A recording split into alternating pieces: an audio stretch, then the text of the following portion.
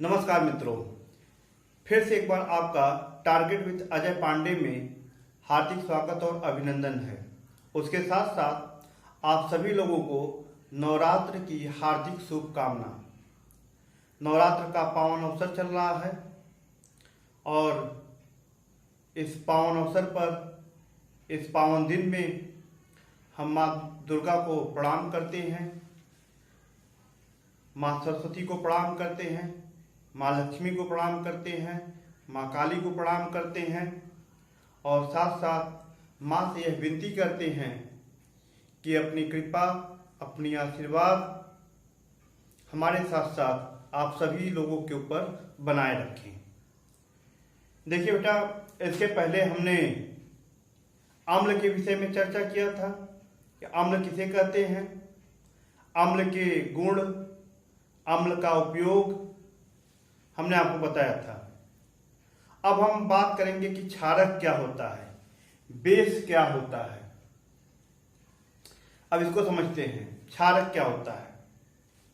जिस तरह से इसके पहले हमने पढ़ा अम्ल के विषय में कि वे सभी पदार्थ जिन्हें जल में घोलने पर वह H+ आयन देते हैं, उसके अलावा कोई और दूसरा धनायन नहीं देते हैं, उसे हम अम्ल कहते हैं। ठीक उसी प्रकार क्षारक क्या है, वे सभी पदार्थ जिन्हें जल में घोलने पर वे OH- आयन दे। कौन सा आयन दे? OH- आयन दे, हाइड्रॉक्सिल आयन दे, उसके अलावा कोई दूसरा और ऋणायन न दे, उसे हम क्षारक कहते हैं। क्षार नहीं, क्षारक कहते हैं। मतलब हम किसी भी पदार्थ को जल में घोलें और वह जल में घुलने के बाद हमें केवल हाइड्रॉक्सिल आयन OH- आयन दे, उसके अलावा कोई दूसरा आयन न दे, कोई दूसरा ऋणायन न दे, तो उसे हम क्षारक कहते हैं। तो इसकी परिभाषा आप नोट कर सकते हैं कि ऐसे पदार्थ जिन्हें जल में घोलने पर वह केवल हाइड्रॉक्सिल आयन OH- ऋणायन दे, उसके अलावा कोई दूसरा ऋणायन न दे, तो उसे हम क्षारक कहते हैं। इतनी बात समझ में आ गई कि क्षारक किसे कहते हैं। उम्मीद है आपको समझ में आ गई होगी। अब देखिए, जो क्षारक होते हैं वह दो प्रकार के होते हैं। कितने प्रकार के होते हैं? दो प्रकार के। क्षारक कितने प्रकार के होते हैं? दो प्रकार के। नंबर एक, हम कह सकते हैं कि ऐसे क्षारक जो जल में घुल जाते हैं और ऐसे क्षारक जो जल में नहीं घुलते हैं, कुछ अविलेय हैं। तो जो जल में घुल जाते हैं, वे क्षारक जो जल में घुल जाते हैं, घुलनशील हैं, उन्हें हम क्षार कहते हैं। ऐसे क्षारक जो जल में घुल जाते हैं उन्हें हम क्षार कहते हैं। ठीक है, जो जल में घुल जाते हैं उन्हें हम क्या कहते हैं? क्षार कहते हैं। तो हम कह सकते हैं कि क्षार क्या है? क्षार जो है, क्षार को हम एल्कली कहते हैं। क्षार को हम क्या कहते हैं? एल्कली कहते हैं। एल्कली कहते हैं। और क्षार क्या होते हैं कि ऐसे क्षारक जो जल में घुलनशील होते हैं उन्हें हम क्षार कहते हैं। ठीक है। अब देखिए, तो हम कह सकते हैं कि जितने भी क्षार होते हैं, जितने भी क्षार हैं वो क्षारक हो सकते हैं। जितने भी क्षार हैं वो क्षारक हो सकते हैं, लेकिन सभी क्षारक क्षार नहीं होते। क्यों नहीं होते हैं? क्योंकि भाई जो क्षारक, समझिए कि जो क्षारक जल में घुलेगा केवल वही क्षार कहलाएगा। और जो जल में नहीं घुलेगा वह क्षार नहीं कहलाएगा। तो भाई सभी क्षारक क्षार नहीं हो सकते, केवल वही क्षारक क्षार होंगे जो जल में घुल जाते हैं। ठीक है, अब कुछ क्षार के हम उदाहरण नोट कर लें कि क्षार के उदाहरण क्या है। जैसे सोडियम ऑक्साइड, क्या है? सोडियम ऑक्साइड, आप भी नोट कर लीजिए। सोडियम ऑक्साइड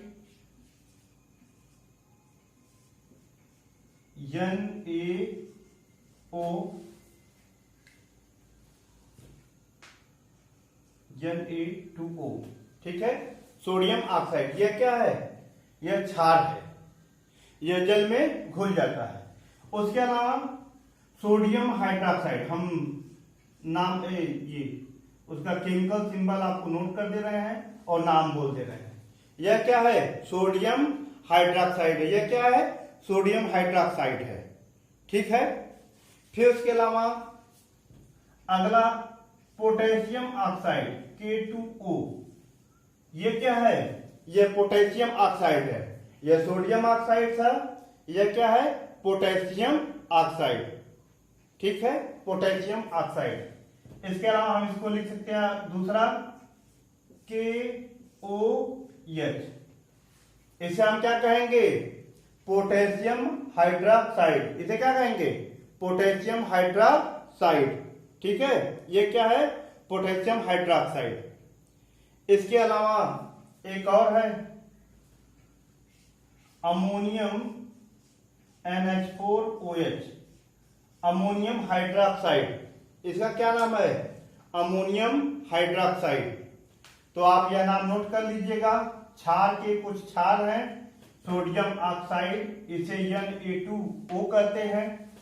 NaOH, इसे हम कहेंगे सोडियम हाइड्रोक्साइड। K2O, इसे हम कहेंगे पोटेशियम ऑक्साइड।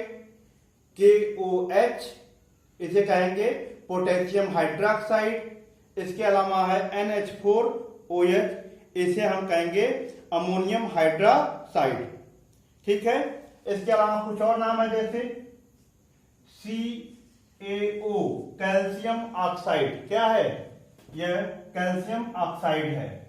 इसके अलावा नोट कर लीजिए, इसके अलावा है CaOH का ट्वाइस, इसे कहेंगे हम कैल्शियम हाइड्रोक्साइड। क्या कहेंगे इसे हम?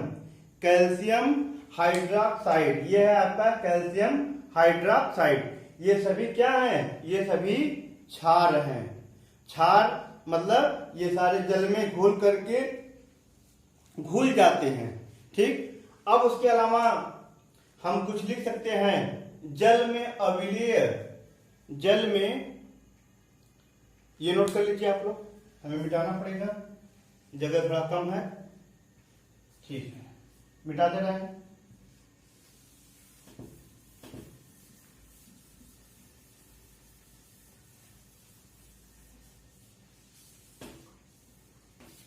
अगला हम नोट करेंगे जल में अविलेय क्षारक, कुछ उसको भी हम जान लें।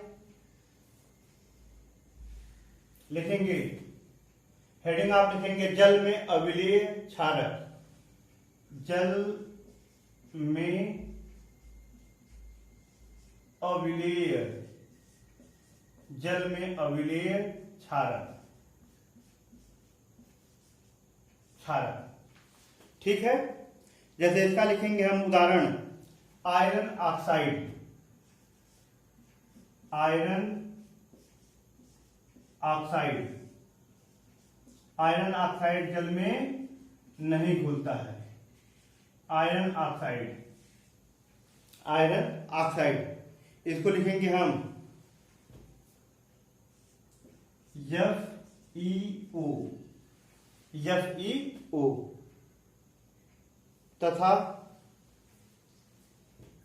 तथा एक और है Fe3O4, तथा Fe3O4। अगला हम लिख सकते हैं zinc oxide, zinc oxide,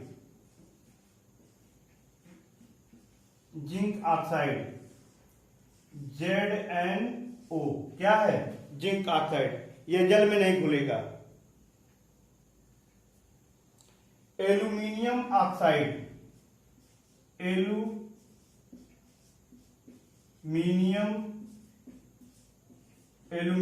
oxide, aluminium oxide, aluminium oxide क्या है?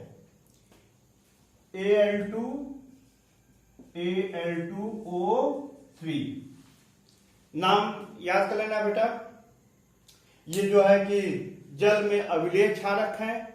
हमने आपको बताया था कि क्षारक क्या होते हैं, कि ऐसे पदार्थ जो जलीय विलयन में केवल OH माइनस आयन दे, हाइड्रोक्सिल आयन दे, उसके अलावा कोई दूसरा और ऋणायन न दे, उसे हम क्षारक कहते हैं। हमने बताया कि क्षारक दो प्रकार के होते हैं, मतलब जल में घुलनशीलता के आधार पर क्षारक दो प्रकार के होते हैं, एक जल में विलेय और एक जल में अविलेय। जो जल में घुल जाता है उसे हम कहेंगे कि उसे हम क्षार कहेंगे। ऐसे क्षारक जो जल में घुल जाते हैं उन्हें हम क्षार कहते हैं। जैसे आपको हमने बताया sodium oxide, sodium hydroxide, calcium oxide, calcium hydroxide, ये सब क्या हैं? ये जो है जल में घुल जाते थे तो वो क्षार हैं। फिर हमने आपको बताया कि कुछ ऐसे भी क्षारक हैं जो जल में नहीं घुलते हैं, उनका नाम है आयरन ऑक्साइड FeO तथा Fa3O4, zinc oxide ZnO, aluminium oxide Al2O3। ठीक है, उम्मीद है कि आपको समझ में आ गया होगा इतना चीज। इसके बाद हम आगे बढ़ते हैं, नोट कर लीजिए इसे।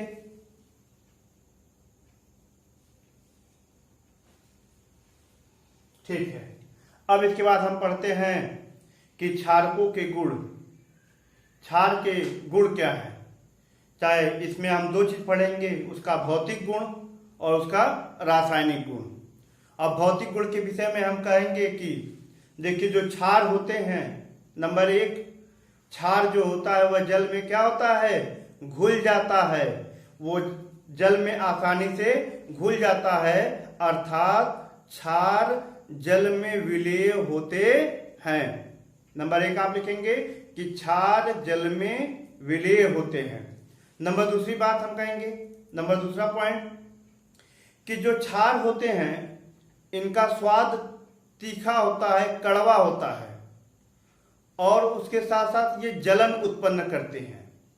इसलिए जो क्षार होते हैं उनको कभी चखना नहीं चाहिए, क्योंकि वो कड़वा भी होते हैं और वो जलन उत्पन्न करते हैं, हमारे शरीर को नुकसान पहुंचाएंगे।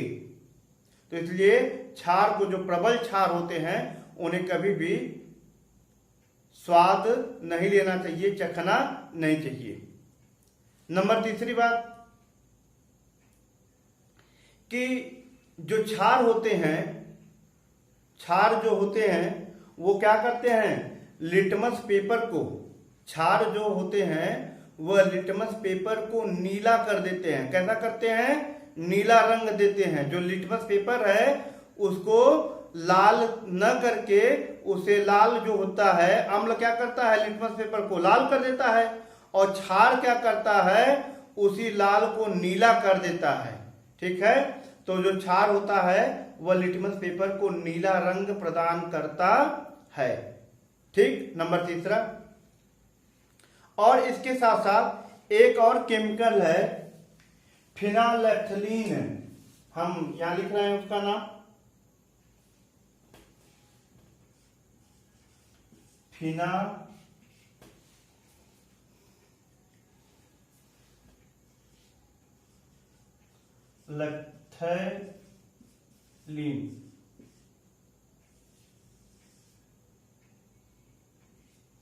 देखिए ये जो फिनालैफ्थलीन है, इसका अम्ल के ऊपर ये रंगहीन होता है। ये कैसा होता है? ये रंगहीन होता है।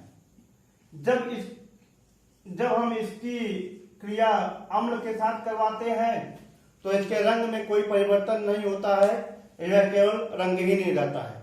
लेकिन जब इसको हम क्षार के साथ मिलाते हैं, जब ये क्षार के साथ मिलता है तो गुलाबी रंग देता है। कैसा रंग देगा? गुलाबी रंग देगा।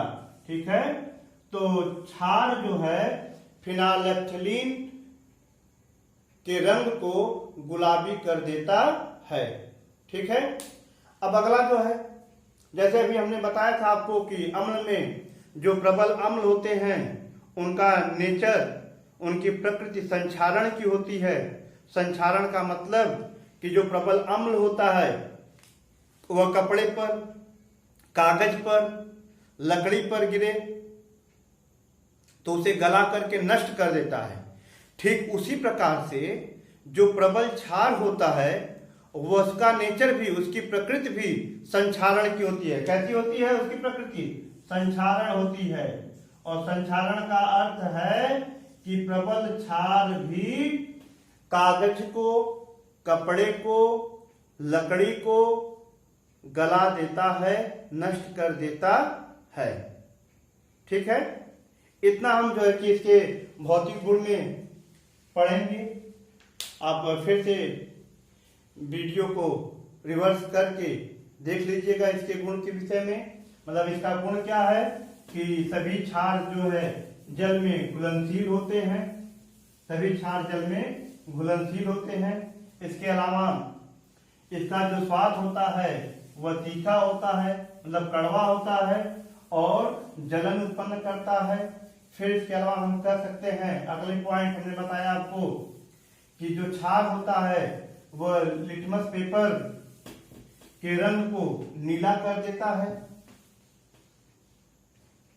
और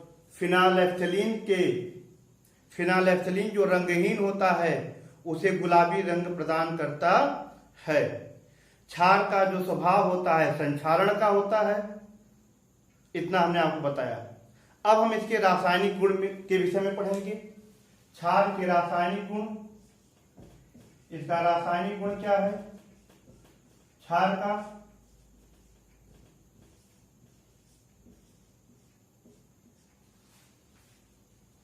नंबर 1 हम एक पहला हेडिंग लिखेंगे, अम्ल के साथ अभिक्रिया। अम्ल के साथ अभिक्रिया, अम्ल के साथ अभिक्रिया। देखिए क्षार क्या करता है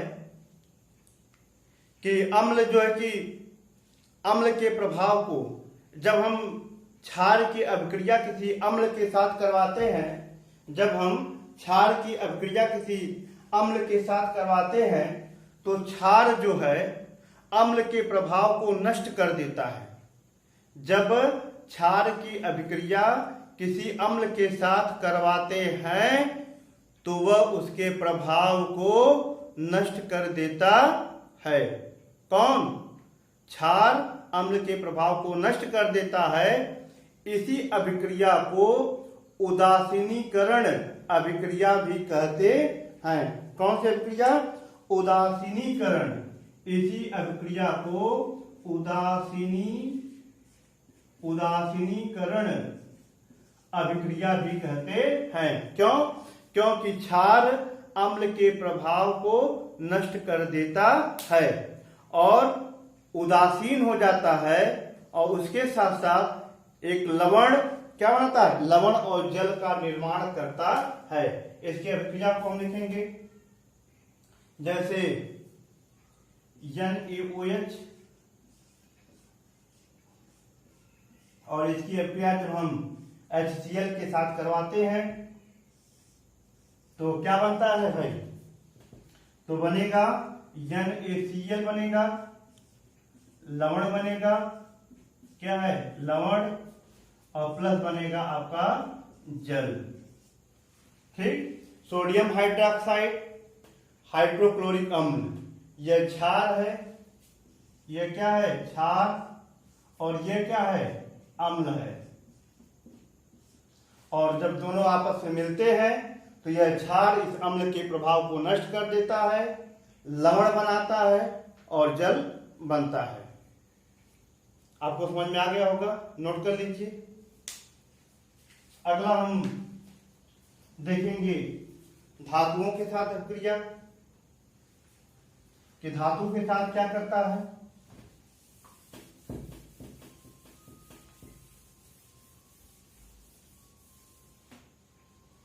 वीडियो को रोक के आप लोग देख लीजिएगा। धातुओं के साथ अभिक्रिया मतलब जब जो क्षार है वह सभी धातुओं के साथ अभिक्रिया नहीं करता है। बेटा जो क्षार होता है ना वह सभी धातुओं के साथ अभिक्रिया नहीं करता, वह कुछ धातुओं के साथ ही अभिक्रिया करता है। जैसे हम हेडिंग लिख लीजिए, नंबर दूसरा है धातुओं के साथ अभिक्रिया। धातुओं के साथ अभिक्रिया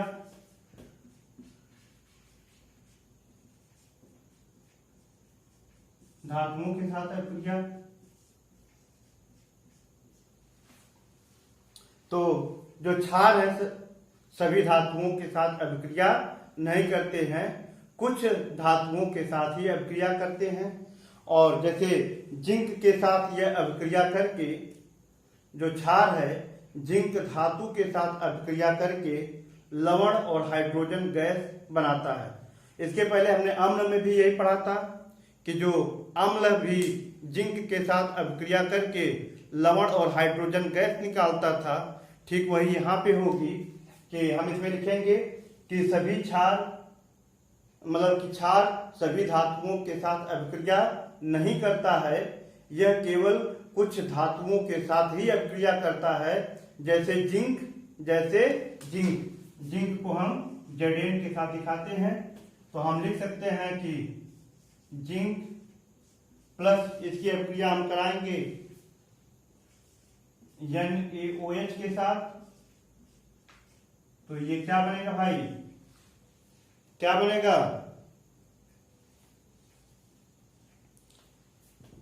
ZnO2 और क्या बनाएगा, हाइड्रोजन गैस बाहर निकलती है। ठीक है, तो जिंक के साथ अभिक्रिया करके यह सोडियम जिंकेट एक लवण है, क्या नाम है इसका, सोडियम जिंकेट बनाता है। सोडियम जिंकेट का निर्माण करता है, सोडियम जिंकेट बनाता है और हाइड्रोजन गैस निकलती है। उम्मीद है ये आपको समझ में आ गया होगा कि क्षार जिंक धातु के साथ अभिक्रिया करके एक लवण अर्थात सोडियम जिंकेट बनाता है और हाइड्रोजन गैस निकलती है। इसके अलावा बेटा थोड़ा सा और इंपॉर्टेंट है ये, इसे आप नोट कर लीजिएगा। ठीक है, मिटा दे रहे हैं। एक अगली अभिक्रिया है वसा से अभिक्रिया। वसा से अभिक्रिया, वसा से अभिक्रिया। देखिए क्षार जो है, क्षार तेल या वसा के साथ अभिक्रिया करके यह क्षार जो है वसा अथवा तेल के साथ अभिक्रिया करके, तेल या वसा के साथ अभिक्रिया करके ग्लिसरॉल क्या बनाता है, ग्लिसरॉल और साबुन बनाता है, जो हम लोग लगाते हैं। कौन सा लगाते हो भाई, लक्स या लाइफबॉय, अच्छा पियर्स, डव, चलो भाई ठीक है, जो भी लगाते हो।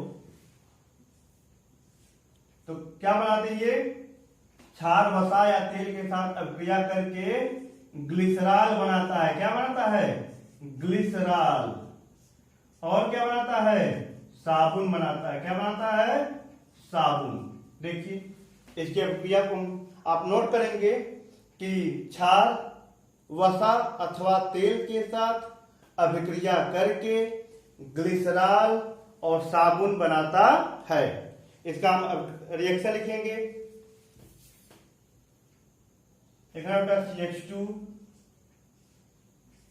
CH CH2, यहां हम कहेंगे O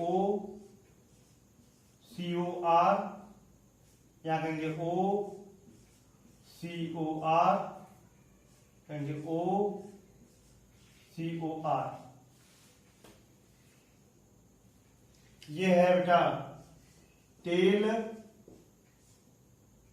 या इसी को हम कहते हैं वसा। और जब यह इसकी हम क्षार के साथ अभिक्रिया कराएंगे, देखिए 1 2 3 है, इसलिए 3 NaOH लेते हैं। जब इसके साथ अभिक्रिया कराएंगे तो क्या बनेगा, बहुत आसान है, परेशान मत होना कितना बड़ा रिएक्शन है, अभी समझ जाओगे, बहुत आसान है। ये बनेगा ग्लिसरॉल, पहले इसी तरह से लिख लो CH2 CH CH2, यहां पे हम लिख सकते हैं OH, इसके साथ भी OH, इसके साथ भी OH।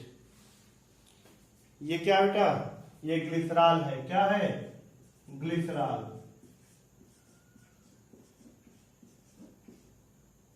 ये ग्लिसरॉल है। और क्या बनाता है, साबुन। क्या बनाएगा, साबुन। इसको हम लिख देंगे 3RCOONA। दिख रहा है, ये क्या है, साबुन है। 3RCOONA, 3RCOONA, ठीक है। वो क्या है बेटा, वो साबुन है। अब देखिए, बहुत लग रहा होगा कि बहुत कठिन है, लेकिन बहुत आसानी से याद कर लेंगे, लिख लेंगे। देखिए CH2, पहले हम CH2, फिर CH, फिर CH2 लिख देंगे।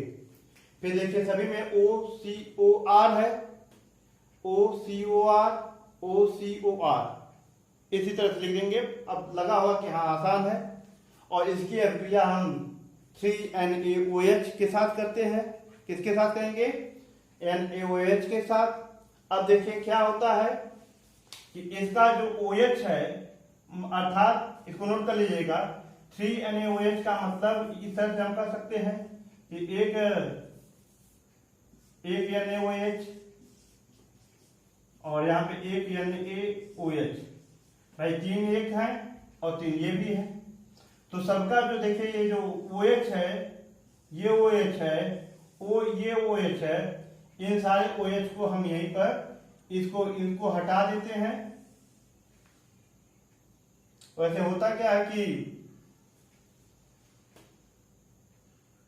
चलो ठीक है इसे समझ लो, इसको हटा दिए और यहां पे हमने OH लिख दिया। देखो, फिर इसको हमने हटा दिया, यहां पे हमने OH लिख दिया। फिर इसी तरह से इसको हमने हटा दिया और हमने OH लिख दिया। अब क्या बचा, देखो 1 R 2 R 3 R, तो हमने लिख दिया 3 R। एक COO, एक COO, एक COO, यानी कि यहाँ पे देखो 1 COO 3 हो गया, और यहाँ इसका तीनों Na, ये सब मिलके साबुन का निर्माण करते हैं। इसको 1-2 बार आप नोट करेंगे, याद हो जाएगा, बहुत सरल है। अब इसके बाद बेटा हम इसके उपयोग के विषय में पढ़ेंगे कि क्षार का उपयोग क्या है। आज क्षार हम खत्म ही कर देंगे, क्षार का उपयोग क्या है। तो देखिए बेटा, जो क्षार है इसका उपयोग हम अभिकर्मक के रूप में करते हैं। विभिन्न रासायनिक अभिक्रियाओं में अभिकर्मक के रूप में हम इसका उपयोग करते हैं। जैसे आपका सोडियम हाइड्रोक्साइड, ये जो सोडियम हाइड्रोक्साइड है, यह क्या है, यह एक प्रकार का अभिकर्मक है। इसका उपयोग हम अभिकर्मक के रूप में करते हैं। इसके अलावा देखिए KOH भी होता है, KOH का भी उपयोग हम अभिकर्मक के रूप में करते हैं। पोटेशियम हाइड्रोक्साइड, सोडियम हाइड्रोक्साइड, इसका उपयोग हम अभिकर्मक के रूप में करते हैं। फिर नंबर दूसरा बेटा आप लिखेंगे कि जो सोडियम हाइड्रोक्साइड होता है इसका उपयोग साबुन उद्योग में, ये देख रहे हैं साबुन हमें बनाना है तो हम सोडियम हाइड्रोक्साइड का उपयोग कर रहे हैं, तो साबुन बनाने में सोडियम हाइड्रोक्साइड का उपयोग करते हैं। अगला पॉइंट आप लिखेंगे साबुन बनाने में सोडियम हाइड्रोक्साइड का उपयोग हम करते हैं। कागज उद्योग हो, जहां पे कागज की फैक्ट्री है उसमें सोडियम हाइड्रोक्साइड का उपयोग होता है। हो गया। फिर उसके बाद एक है calcium hydroxide. Calcium hydroxide, calcium hydroxide का मतलब CaOH का ट्वाइस। ये जो कैल्शियम हाइड्रोक्साइड है इसका उपयोग कहां कहां होता है? जैसे देखिए जो चूना जो दीवारों पे लगाते हैं ना, चूना, उसमें कैल्शियम हाइड्रोक्साइड का होता है। ब्लीचिंग पाउडर बनाने में होता है, चमड़ा उद्योग में होता है, और जल की कठोरता को दूर करने के लिए कैल्शियम हाइड्रोक्साइड का उपयोग करते हैं। कहां कहां करते हैं? चूना बनाने में कैल्शियम हाइड्रोक्साइड का उपयोग होता है, तो हम चूंकि क्षार का है तो हम लिख सकते हैं कि चूना बनाने में। फिर उसके बाद क्या है बताइए? चूना बनाने में हो गया, जल की कठोरता को दूर करने में हो गया, ब्लीचिंग पाउडर बनाने में हो गया, चमड़ा उद्योग में हो गया। हम क्षार का उपयोग करते हैं और इसमें खास करके कैल्शियम हाइड्रोक्साइड का उपयोग हम करते हैं। ठीक है, तो इस तरह से हमें पूरी उम्मीद है कि आपको क्षार समझ में आ गया होगा। क्षार के भौतिक गुण, रासायनिक गुण और क्षार का उपयोग। फिर से एक बार, क्षारक और क्षार में अंतर होता है। क्षारक मतलब ऐसे रासायनिक पदार्थ जिन्हें जल में घोलने पर वह केवल OH- आयन दे, उसके अलावा कोई और ऋण आयन न दे, उसे क्षारक कहते हैं। और क्षारक दो प्रकार के होते हैं, एक जो जल में घुल जाता है और एक जो जल में नहीं घुलता है। जो जल में घुल जाता है, जो क्षारक जल में घुल जाता है उसे हम क्षार कहते हैं, और जो क्षारक जल में नहीं घुलता है वो क्षारक ही होता है। इसका हमने गुण बताया, रासायनिक गुण कि किस तरह से वह अम्ल के साथ क्रिया करता है, धातु के साथ क्रिया करता है, कैसे हम साबुन बनाते हैं, और इसके हमने तरह तरह के उपयोगों को देखा। उम्मीद है कि आपको ये वीडियो पसंद आई होगी, सारी चीजें समझ में आई होंगी। आप अपने सुझाव, अपनी बातों को कमेंट बॉक्स में जरूर करिएगा, और अच्छा लगे तो लाइक करिए, सब्सक्राइब करिए, शेयर करिए, प्रचार करिए, हमें कुछ मजबूती दीजिए कि हम आपके लिए कुछ और बेहतर कर सकें। धन्यवाद।